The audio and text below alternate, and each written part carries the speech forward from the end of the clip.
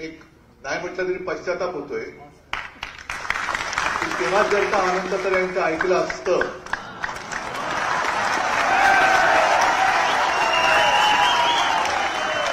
तर आता जरा कुठे गळ्याची येत्या म्हटल्यानंतर अमित शहाच्या चरणी घालील लोटांगण करून वाचवा वाचवा म्हणून हंबरडा फोडणारी माणसं दिसली नसती.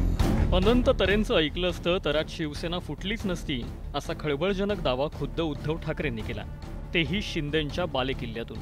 अनंत तरे यांचं आठवणीतील अनंत तरे या पुस्तकाचा प्रकाशन सोहळा ठाण्यात पार पडला. यावेळी बोलताना उद्धव ठाकरेंनी मोठे गौप्यस्फोट केलेत. आज जे लोक अमित शहांच्या चरणी लोटांगण घालतायत, अनंत तरेंचं ऐकलं असतं तर कदाचित ती लोक आज नसती असं म्हणत ठाकरेंनी भर मंचावरून पश्चात्ताप व्यक्त केलाय. नेमकं उद्धव ठाकरे काय म्हणालेत तुम्हीच ऐका. मुंबईतून ठाण्यापर्यंत चांगल्या वेगाने आलो आणि ठाण्यात आल्यानंतर वेग मंदावला. आता तो तसा वेग मंदावणारा कोणी जन्माला आलेला नाही.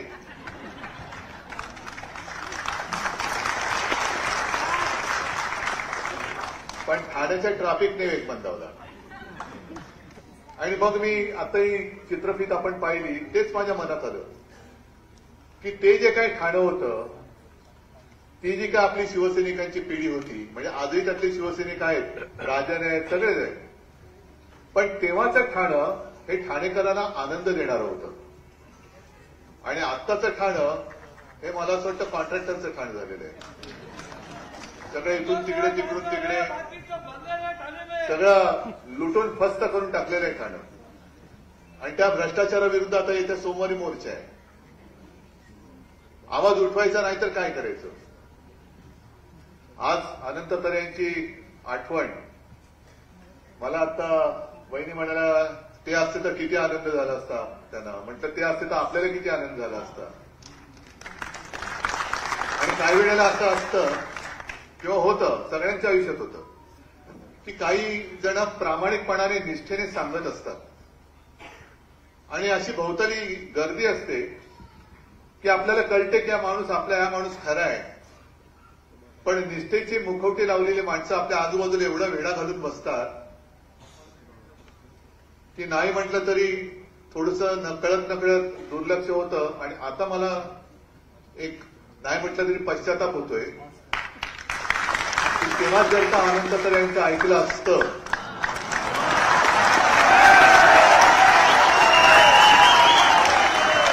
तर आता जरा कुठे गळ्याची येत्या म्हटल्यानंतर अमित शहाच्या चरणी घालील लोटांगण करून वाचवा वाचवा म्हणून हंबरडा फोडणारी माणसं दिसली नसती. आणि शेतकऱ्यांसाठी हंबरडा मोर्चा काढला तो वेगळा आणि यांचा हंबरडा वेगळा.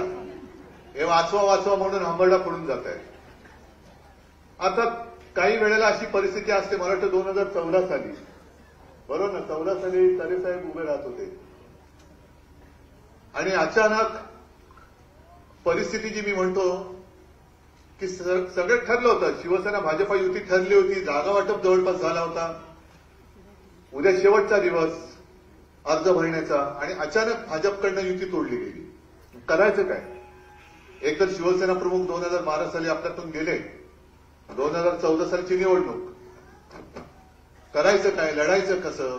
आणि तेव्हा शिवसेना संपवण्याचा भाजपचा डाव होता.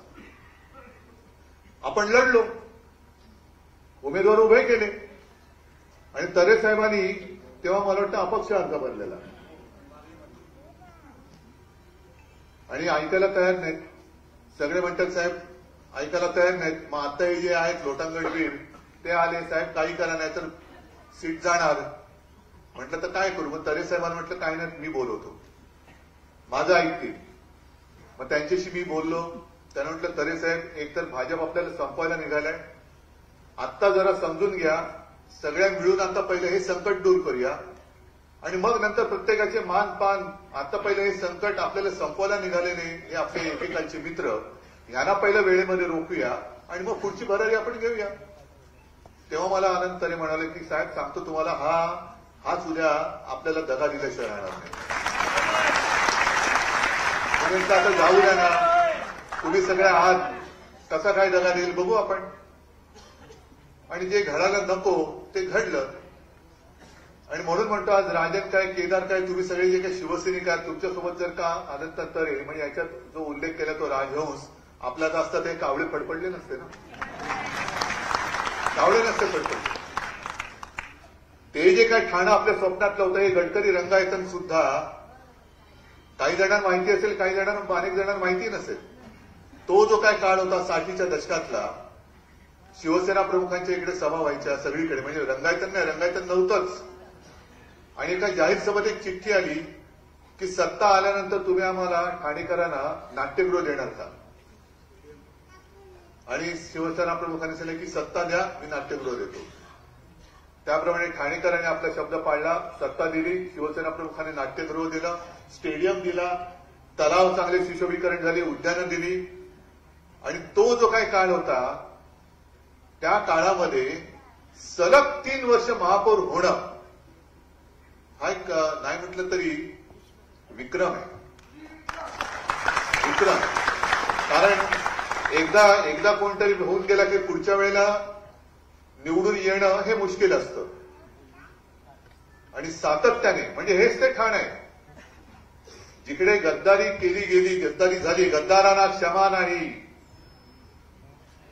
गद्दारी केली गेली म्हणून सर्व नगरसेवकांचे राजीनामे शिवसेना प्रमुखांनी घेतले होते. त्याच ठाण्यामध्ये आपल्या निष्ठेच्या आणि जनसेवेच्या आणि शिवसेनेच्या प्रेमापायी 3 वर्ष सलग महापौर पद भूषवणारे मला वाटतं एकमेव द्वितीय अनंत तरे, यापुढे तसं कोण होईल असं मला वाटतं.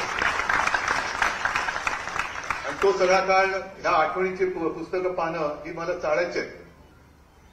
पण आठवणीची पानंही आपल्या मनामध्ये असतातच. त्याच्यासाठी पुस्तक असलं नसलं, पुस्तक चांगलं आहे, पण प्रत्येकाच्या मनामध्ये या आठवणी असतात. हेच ते ठाणं. या ठाण्यामध्ये दिग्गज म्हणजे सुरुवातीपासून आनंद दिघे आहेत, वसंतराव मराठे आपले पहिले नगराध्यक्ष जनतेने निवडून दिलेले, त्याच्यानंतर मग आनंद दिघे, मोदा जोशी, प्रकाश परांजपे, रघुनाथ मोरे, कितीतरी, म्हणजे सगळे एकापेक्षा एक सरस. ही सगळी माणसं असती आज आपल्या सोबतीला, राजांच्या सोबतीला, तुमच्या सगळ्यांच्या सोबतीला, तर कोणाची हिंमत होती ठाण्यामध्ये गद्दारीतला ग उच्चारण्याची? हिंमतच झाली नाही. आणि आमचं म्हणजे कसं योगायोग असतो बघा, की आनंद दिघे, अनंत तरे आणि आमचं ठाकरे कुटुंबीय यांची दैवत एकच, एकविरा आई. आम्ही एका आईची लेकरं म्हणतो ती अशी.